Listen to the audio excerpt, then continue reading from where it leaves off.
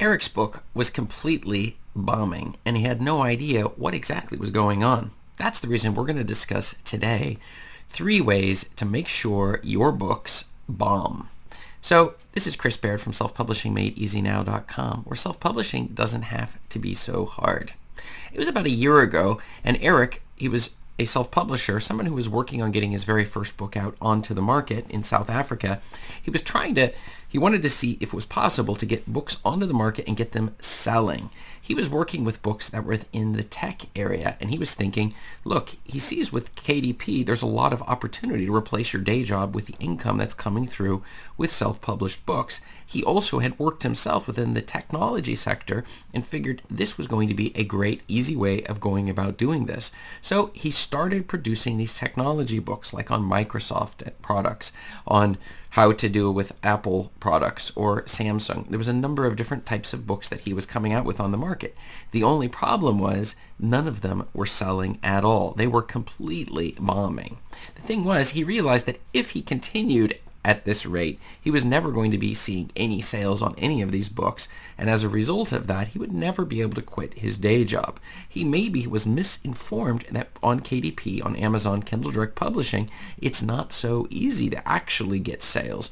You can write and publish books, but then it's a completely different thing to actually get sales coming through. And he started to doubt whether or not this whole KDP thing was for real, or whether it was just fake and that people had said it would work, but in reality, it doesn't work, or it only works for a select few people who happen to be really good at writing. So he started to doubt a bit whether or not he was actually a good writer.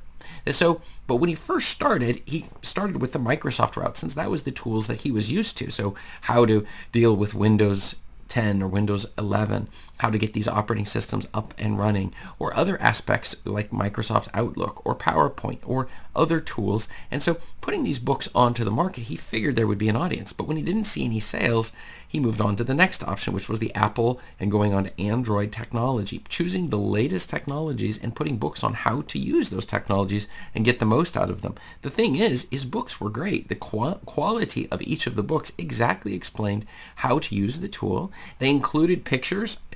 Everything appeared to be just fine. The only problem was nobody was buying his books. That was the point for which, after watching a number of my videos, he decided, I'm going to book a coaching session. So the first thing we did was I went immediately looking through his books, so I would have an idea of where exactly the problem might be. After all, they were bombing, so there were at least 3 things he was doing that was creating this bit of an issue. And he most likely, like virtually all of my clients, are unaware of the mistakes that you're making when it comes to self-publishing your books. So the first one, he didn't check to see that the books that he was writing, the exact types of books he was writing, were actually selling on Amazon. And so I used KDSpy, and I went through exactly some of the first couple of his books, like how to use Windows 11, and I looked on Amazon for the absolute best sellers ranking for how to use Windows 11, the operating system, and I noticed they were all ranking in like the 1 million zone range. So in other words, I'm always keeping my eye out to see, are any of these books ranking within the top 100,000? Because that means they're selling about a book a day. And if they aren't in that range, well, then they're really, going to be in the millions. So they're selling maybe one a month or one every other month. And this is no way to go. So in other words, I got an immediate message that the first thing he was doing and failing on, it was choosing a niche or a targeted niche, in this case like this sub niche on Windows, how to use Windows, that people just weren't buying the books. Now it doesn't mean people don't need that information, it's just in book format or maybe audiobook format, they just don't want it. Some people like to consume their media via magazines, others like to read books, some people like to listen to podcasts or YouTube videos like this one, you see.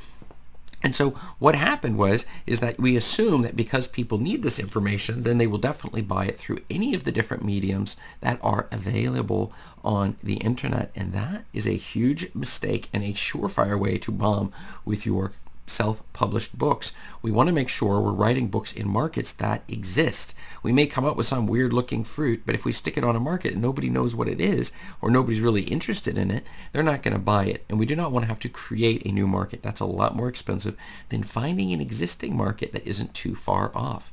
The second thing we did was we looked at his covers, and we noticed that some of his covers were not looking like the top sellers inside of those markets. So even with few sales being made for the existing books, we saw that his books, actually, the covers also had some room for improvement. It was difficult to read some of the lettering that was on the covers. It sort of blended into the background. There was a number of mistakes that had been made, which is one of the reasons why we usually recommend that we go through actual cover designers and don't just try to do it in Canva. On the positive side, he had taken the covers and they did match each other, and he built a brand around a single name. I noticed that a lot of the best sellers, they were just doing one-off books here and there where the author themselves had no author's bio and they were just simply hoping the best. So he had actually optimized this area, and I did see that his content was solid. So the chapter breakdowns and the way that it described how to use these tools, it looked really helpful for somebody who had that problem, even though there weren't that many people who wanted to read a book on how to solve that problem. The final point was that he assumed that if the book's content was good, he didn't have to drive traffic. Now, driving traffic can be done. There's 3 different ways to get the traffic that we're going to need on our books. The first one is through paid ads with Amazon. This is a great way to go about figuring out if there's a problem with our title, subtitle, or our cover, so that when people see those things all together, it's going to tempt them to click on the video on the link that we see in the ad on Amazon and come to your sales page. So that was the first thing that we had, which was, and so that's the role of ads. Then we have content marketing, where if he builds a blog on his own name and he's continually writing out content upon how to go about solving these problems people have, he can then push the books as a supplement to an existing traffic. So Google themselves will send traffic to him, and that's dealing with that. And then the final one, which is the most important in many ways, it's making sure that the keywords that he's using in his title and subtitle actually are what people are searching on. And the problem in this case is there was a low volume of searches that were going on. And so all 3 of these created a situation for which his book was bombing. He wasn't sure exactly where to go from there. So he started just to assume that maybe then nobody wants to buy tech books. But that was when we finally, by using KDSpy, went through more of his books, and we discovered that within some of his books, there was a decent amount of purchases being made on Amazon. And what that told us was that these are the books that need to be targeted with regards to his future books that he's writing. We take none of the books we have on the market down. We always put all our content that we've created out there. There's just no reason not to bring in the money from that. Over many years, you can see hundreds of dollars coming in through low-performing books.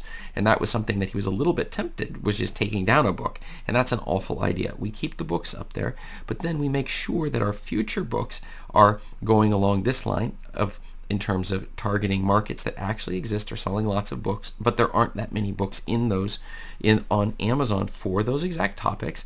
And then the other thing we do is that we optimize and we drive traffic against them. He would not ever really thought about driving Amazon ads. He was saying they might be too expensive for him. In South Africa where he works, he's not making so much money, but he didn't understand that the point of ads is not to bleed money, it's to make money. So that we're pushing ads and we're testing out how we can fix our cover, our title, subtitle, our reviews in order to drive more sales of our books on Amazon, which then brings money in to pay for the very ads we're doing. Our goal on ads is to break even. That's the goal of our ads. It is not to make a profit.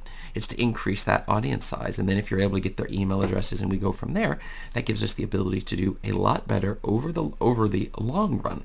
And so this is a long game we're in about optimizing things. And so the biggest lesson for him, it was the idea that sometimes it's useful to figure out what are the things the strategies you're not implementing that definitely could be implemented. And since this point, he's chosen to target on the markets that are profitable. And he's began within the tech area, so he's not shifting everything. He's just focusing on books that are already selling on Amazon and making sure that his books are not differing so much from some of those books already. And he's started to see the traction that's going on there. And so this is a really huge problem that a lot lot of self-publishers struggle with. And so one of the things is trying to figure out why your books are bombing and then making the adjustments you need to do in order to stop them from happening. But I want to know, tell me below in the comments, what have you done that have caused your books to bomb? Let me know below in the comments because I love to hear from you and I respond to all comments. Thanks a lot.